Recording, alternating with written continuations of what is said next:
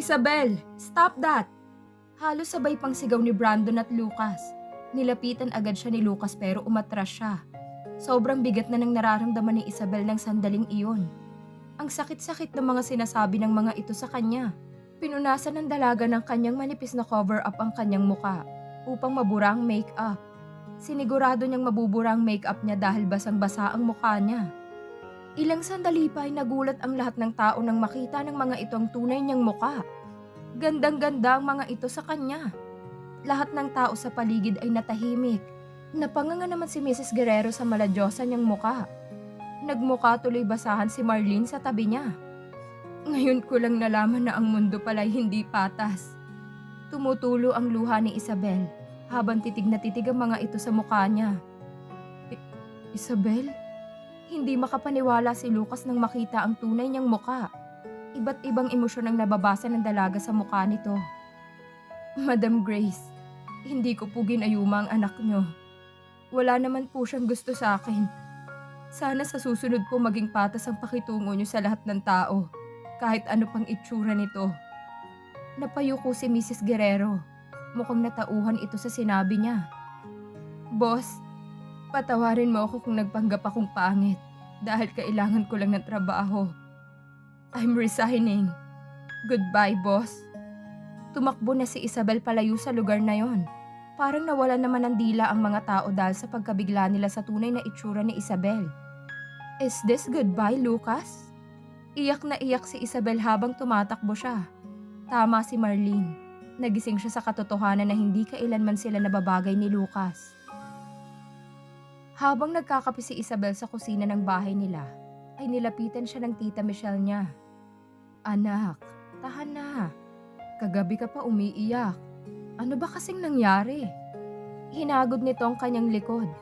Kagabi pa ito nag-aalala sa kanya. Hikbi lang ng hikbi si Isabel habang umiinom siya ng kape. Wala po, tita. Don't mind me. Sige na po, pumasok na po kayo, tita. Baka malate pa kayo. Pagtataboy niya sa tiyahin. Parang ayokong pumasok eh. Nararamdaman ko may nangyaring masama sa'yo sa party ni Madam kahapon eh. Tell me anak, ano bang nangyari? Umupo pa ang tita Michelle niya sa kanyang tabi. Tita, mas lalong lumakas ang iyak ni Isabel. Ano yun anak? Anong ginawa nila sa'yo? Umiiyak siya na parang batang nagsusumbong sa kanyang tita. Masakit palang magmahal ng taong hindi mo sigurado kung anong nararamdaman para sa'yo. Yung hinalikan ka na pero hindi pa din sinasabi kung gusto ka na ba niya o mahal ka na ba niya. Wala eh. Hindi man lang niya ako sinundan kahapon. Ganon? Mata pobre. Mga walang puso. Napatayo pa ang tita Michelle niya pagkatapos niyang magkwento. Tita, calm down please. Hayaan na po natin sila. Umiiyak pa din siya. He never called me after the incident. Grabe ka, Lucas. Hindi pa kasi siya tinatawagan ni Lucas simula nang umuwi siya kahapon galing sa vacation house ng mga ito. Nasasaktan si Isabel dahil akala niya susundan siya ng binata at yayakapin. Katulad ng mga napapanood niya sa teleserye. Pero nagkamali siya. Hindi man lang siya sinundan nito. At kahit tawagan sa kanyang cellphone, hindi pa nito magawa. Asa ka kasi ng asa, Isabel. Ayan tuloy na pala mo. Wika ng bahagi ng isip niya. Napatingin sila ng kanyang tita Michelle sa kanyang cellphone. Nagpadala ng mensahe si Lucas. Her heart skipped a beat a million times. Napatayo agad siya pagkakita ng text message nito sa kanya. Anak, huwag ka nang umasa kay boss. Nakita mo naman ang ginawa nila sa'yo. Hindi ka man lang niya naipagtanggol. Pero tita, walang pero anak. Huwag mo nang saktan ang puso mo. Inagaw nito sa kanyang cellphone at mabilis na tumakbo palabas ng kanilang bahay. Tita! Hinabol niya ito ngunit hindi na niya ito naabutan. Nakasakay na ito ng jeep. Tita naman. Para siyang batang humahabol sa jeep pero napagod din siya. Paano na ngayon ang text ni boss? Hindi ko man lang nabasa. Habang naglalakad pa uwi ng kanilang bahay ay may nakabangga siyang matigas na bagay. Isabel? Alden? Nagulat si Isabel dahil si Alden palang nakabangga niya. Oh God, I missed you. Bigla siyang niyakap nito. Alden, anong ginagawa mo dito? I was looking for you. Araw-araw akong bumabalik dito sa bahay niyo. Hinihintay kong makita kita uli. Thank God I found you. Niyakap na naman siya muli ng binata. Who are you? Isang baritonong boses ang nagpalingon kay Isabel at Alden. Lucas? Napatulala si Isabel nang makita si Lucas na nakatayo sa harapan nila ni Alden. Bumitaw si Alden sa pagkakayakap sa kanya at humarap kay Lucas. Ikaw, sino ka ba? Maangas na tanong ni Alden. Nakita ni Isabel ang recognition sa mata ng binata. Naalala nitong lalaki sa coffee shop. Galit ang nababasa niya sa mata nito, ngunit unti-unting napalitan ng sakit. Parang nasaktan ito. Sorry, nagkamali lang ako. Tumalikod na ito at nagmadaling sumakay ng kotse. Lucas, pero parang umurong ang dila ni Isabel at hindi niya nagawang tawagin ito hanggang sa makalayo na ang kotse ng binata. Lucas, mahal ko. Tumulo na lang ang luha ni Isabel. Niyakap naman siya agad ni Alden. Siya ba ang dahilan kung bakit namamaga ang mata mo? Mas lalo siyang napaiyak dahil sa sinabi ni Alden. Oo, siyang dahilan ng pag-iyak ko. Siya lang din ang dahilan kung bakit ngumiti akong muli. 3 araw nang mabilis na lumipas simula ng huling kita nila ni Lucas. Namimiss na niya ang araw-araw nilang ginagawa sa loob ng private office. Hay, panigurado busy yun ngayon. 10 a.m. na eh. Siguro nagko-computer na naman siya maghapon. Napabuntong hininga si Isabel habang naglalaban ng mga damit niya. Nasa opisina ang tita Michelle niya, kaya mag-isa lamang siya sa kanilang bahay. Nawala ang atensyon niya sa pag-iisip nang marinig niya ang sipi niya. Hello, tita? Sinagot niya ang kanyang cellphone nang makitang tumatawag ang kanyang tita. Anak, pinapatawag ka ni Madam sa akin. Po? Bakit naman ako ipapatawag ng mami ni Lucas? Kailangan mong pumunta ngayon sa mansyon nila. Don't worry, ihahatid kita anak. Napalunok siya at biglang kumabog ang kanyang puso. Tita, alam niyo naman pong galit na galit sa akin yung si Madam eh. Anak, kailangan mong puntahan si Madam. Kundi pati ako mawawalan ako ng trabaho. May importante siyang sasabihin sa'yo. Please anak, para sa akin. Diyos ko, kakatakot naman. Bakit naman ako ipapatawag ni Madam? Lalo na at ang huling pagkikita namin ay galit siya sa akin. Kaya paano ako haharap sa kanya? Kaso paano ko naman tatanggihan ng tita Michelle ko? Alam kong mahalaga sa kanyang trabaho niya sa kumpanya. Ay, paano na? Wika niya sa sarili. Anak, hello? Nandyan ka pa ba anak? Halata sa boses nitong pag-aalala. Tita, nagmamaktol siya na parang bata. Hindi niya kasi alam ang gagawin. Natatakot siya kay Mrs. Guerrero. Mas masungit pa kasi ito sa principal ng school nila dati eh. Kung hindi kita madadala sa mansyon, tatanggalin niya ako sa trabaho dahil ako ang nag-hire sa'yo. At hindi ka pwede mag-resign basta-basta lang dahil may pinirmahan kang contract dito. Ano pong contract, tita? Napakunot ang noo niya sa sinabi ng tita niya. Sorry anak, sinigurado ko kasi ang employment mo sa Guerrero Company. Kaya pinapirma kita ng 2 years contract. Kasama yun sa documents na pinapirmahan ko sa'yo. Tita naman, bakit mo naman nagawa yun tita? Sorry na anak, gusto ko lang naman masigurado ang pagtatrabaho mo sa kumpanya eh. Paano na yan tita? Natatakot ako. Takot ang nararamdaman ni Isabel dahil hindi niya alam ang gagawin kapag kaharap na ang mami ni Lucas. Ano bang kailangan sa akin ni Madam? Huwag kang matakot anak. Hindi naman galit si Madam kanina habang kausap ko siya. She rolled her eyes in the air. Panigurado sa akin lang galit yun. At sinabi ko na sa kanya na akong may kasalanan kung bakit ka nagpanggap na pangit bilang assistant ni Boss Lucas. Tita, hindi lang naman ikaw ang may kasalanan eh. Pareho tayo. Sorry anak, hindi ko akalain na magiging ganitong problema natin. Oh, malapit na ako, maligo ka na please anak. Ay, sige po tita. She pressed the end button. Paano na 'to? Paano kung nandun si Lucas? Paano ko siya haharapin? Miss na niya si Lucas, pero tinanggap na niya sa kanyang sarili na hindi siya nababagay sa binata. Kaya ayaw na sana niyang ma-involve o magkaroon ng communication sa binata. Pero paano niya malulusutan ngayon si Madam Grace Guerrero? Lord, help me. Tinapos na muna ni Isabel ang kanyang paglalaba bago siya naligo. After taking a bath, she blow-dry her hair. Nagbihis din siya ng isang plain black dress na hanggang hita lamang. It fits her curvy body. She was about to apply her makeups, but suddenly she stops. Hindi na nga pala ako si Betty Lapea ngayon. Nalungkot siya at parang namiss ang itsura niyang makapalang kilay at makapalang blush on. At palaging may ngiti sa labi. She touched her face and slowly she felt the sadness and emptiness of her soul. Malalim ang kanyang eye bags dahil gabi-gabi siyang umiiyak. Pero mukha pa din ng isang Diyosa ang nakikita niya sa harap ng salamin. She knows that being ugly for a short time brings out her real self. Ngayon tuloy parang gusto niyang tanungin ang kanyang sarili sa harap ng salamin. Who are you? Why my reflection shows someone I don't know?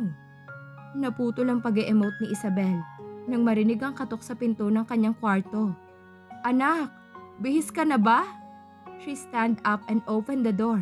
Sinalubong niya ng isang malungkot na ngiti ang tita niya. Anak, I'm so sorry. Niyakap siya ng tita Michelle niya habang umiiyak. Bumuntong hininga siya at niyakap din niya ito.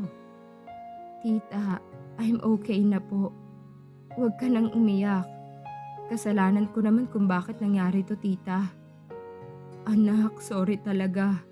Hindi ko din alam kung bakit kanya pinapupunta sa mansyon. Pero don't worry. Harmless naman yun si Madam.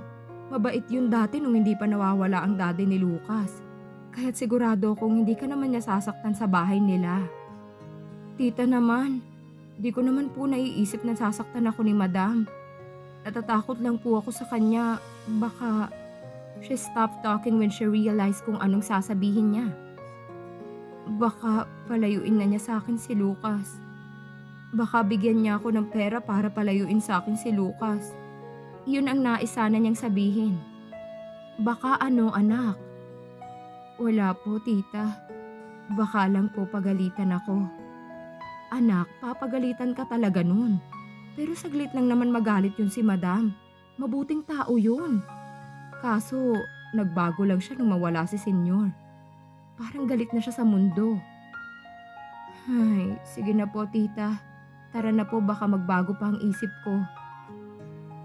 Ngayon pa lang nakarating si Isabel sa mansyon ni na Lucas. Akala niya nasa Malacanang sila at naliligaw sila ng tita Michelle niya. Ngunit nagkakamali siya dahil itong White House na ito ang tahanan ng boss niya.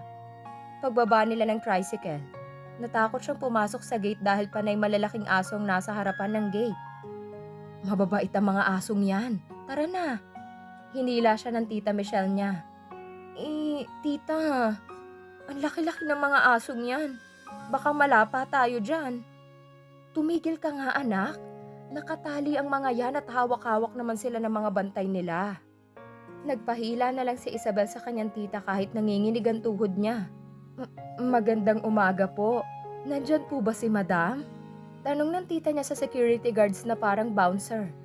Kinatok pa ng tita niya ang maliit na bintana ng security office ng mga ito. Do you have appointment for today with Madam? Wow, English speaking pa pala ang guards nila ha? Yes, I'm Michelle Ortiz. For a while, ma'am. Sinarado nito ang bintana. Taray, mga naka-aircon pa. Ang sosyal ng mga guards dito ha? Sosyal ng mga guards dito, tita. Bulong niya sa tita Michelle niya. Shh, baka marinig ka. Maya-maya pa ay may dumating na white minibus sa harapan ng gate nila Lucas. Ma'am, ride that mini white bus. Itinuro ng guard yung minibus. Bakit po? Tanong ng tita niya. Malayo po kasi ang kwarto ni Madam. Kailangan niyo pang sumakay ng minibus. Wow! Sosyal sa loob ng mansyon, may minibus pa. Okay, sir. Thank you. Sagot ng tita niya. Excited silang sumakay ng mini white bus. Taray ni Lucas, may minibus pala sila sa bahay nila. Lalo naman niyang naramdaman ang layo ng agwat ng buhay nila ng binata. pagpasok nila sa mansyon. Malawak ang lugar at madaming puno sa paligid. Nakita niya sa di kalayuan ang napakadaming white bus. Taray, anong gagawin nila sa mga yan? Anak, hindi ko akalain na ganito sila kayaman. Ako din, tita. Parang reyna at hari ang nakatira dito. Manghang-mangha sila sa kalooban ng mansyon, lalo nang mapadaan sila sa flower cloud garden ni Madam Grace. Napakaganda. Isang glass flower garden ito at parang may mga ulap sa ibabaw ng mga bulaklak. Wow, taray talaga. Kaya pala flower cloud garden.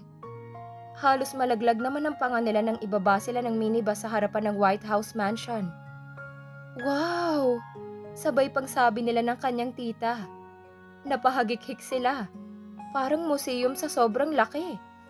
Ma'am, this way please. Sinundan naman yung kaninang driver ng mini white bus.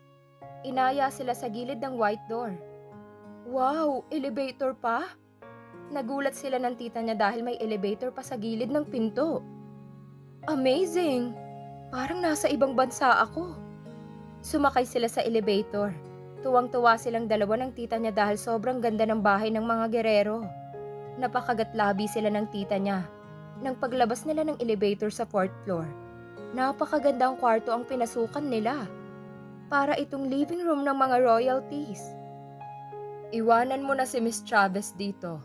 Makakaalis ka na. Napalingon si Mrs. Ortiz at Isabel sa boses ni Madam. Nakaupo ito sa pinakamagandang sopa sa loob ng living room. Punong-puno ng diamonds ang inuupuan nito. Okay, Madam. Yumuko pa ang tita niya bago tumalikod sa kanila. Pakainin niyo muna si Mrs. Ortiz bago niyo ihatid. Utos ni Madam sa driver ng bus kanina. Masusunod po, Madam.